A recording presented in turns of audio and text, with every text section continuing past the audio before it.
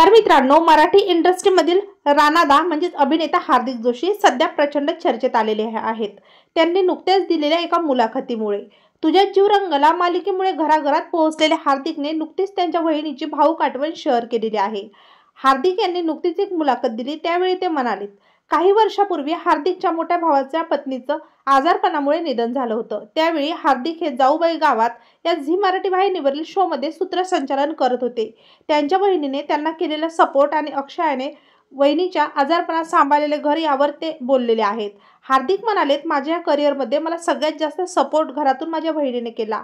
जेव्हा मी स्ट्रगल करत होतो तेव्हा मला फार कमी पैसे मिळायचे, छोटे मोठे रोल्स मी करायचो, तर मी नोकरीही शोधत होतो। त्यावेळी वहिनी माझ्या सपोर्टला उभी राहिली। त्यावेळी तिने मला सांगितलं की तू तुझं स्वप्न पूर्ण कर।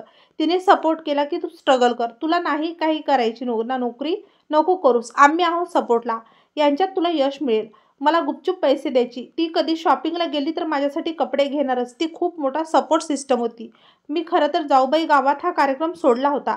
ज्या दिवशी प्रोमो आउट झाला त्या दिवशीच कळलं की वहिनी खूप सिरियस आहे, तिचं केव्हाही काही होऊ शकतं। तेव्हा माझ्या भावाबरोबर उभं राहायला मी काम सोडायचं ठरवलं। झी मराठी ज्यांची बोललो ते लोकही तयार नव्हते, पण मला जायचं होतं। ते लगेच पुण्यात आले, त्यांची बहिणीची कंडिशन बघितली, पण त्यांना वाटत होतं की मी काम करावं। तिला कळलं की मी शो सोडतोय तेव्हा तिने मला बोलावून घेतलं। तेव्हा ती प्रतिक्रिया देऊ शकत होती, तिला ऑक्सिजन मास्क लावला होता। तेव्हा तिने विचारलं, का सोडतोय? मी म्हटलं काही नाही, दादाबरोबर राहायला सोडतोय। तर तिने हाताच्या खुण्याने नको सोडू सांगितलं आणि माझ्याकडून प्रॉमिस घेतलं। माझा शो आला, यशस्वी झाला, पण ते बघायला ती नव्हती। अशा पद्धतीने अभिनेता हार्दिक जोशी यांनी आठवणींना उजाळा दिलेला आहे व ते भावूक झालेले पाहायला मिळालेत।